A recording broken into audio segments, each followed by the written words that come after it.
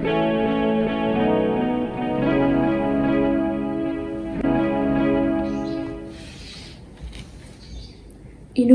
Darurat Kekerasan Seksual. Hai remaja cerdas Indonesia, kini pastinya kita sudah tidak asing lagi dengan pemberitaan kasus kekerasan seksual. Ya, suatu kasus yang sering diibaratkan bak fenomena gunung es.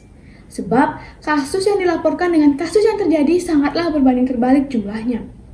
Seperti data dari Kementerian Pemberdayaan Perempuan dan Perlindungan Anak, terdapat 2090 pelaku kekerasan seksual ialah berstatus pacar dari si korban. Hal ini sering terjadi karena remaja melakukan hubungan yang tidak sehat pada satuan pendidikan di Indonesia. Selain faktor terjerumusnya remaja Indonesia dalam suatu hubungan yang tidak sehat, ketidaktahuan remaja akan hukum menjadi faktor utama menyebabnya kasus kekerasan seksual. Di mana menurut data dari liputan.com, terdapat sebanyak 80% masyarakat Indonesia masih menggunakan hukum. Maka dari itu, kita memerlukan suatu gebrakan khusus agar terciptanya kembali citra Indonesia yang melek akan hukum. Saya, Lina Ardianti, calon legislatif Parlemen Remaja tahun 2023, Dapil Bali.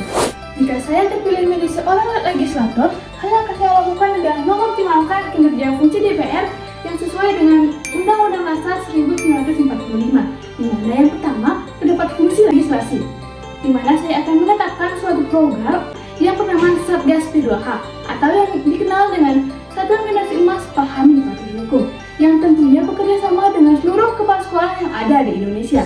Yang kedua, menarik kembali Undang-Undang Nomor 1 Tahun 2023 tentang Tindak Hukum Pidana dan menyempurnakannya kembali, khususnya pada pasal-pasal kontroversial. Yang kedua, fungsi anggaran.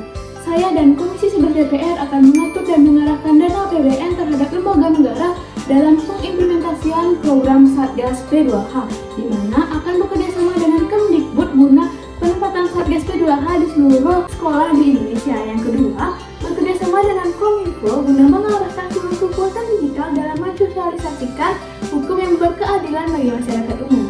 Yang ketiga, fungsi pengawasan, di mana saya akan mengawasi kinerja DPR agar tidak ada penyelewengan HAM.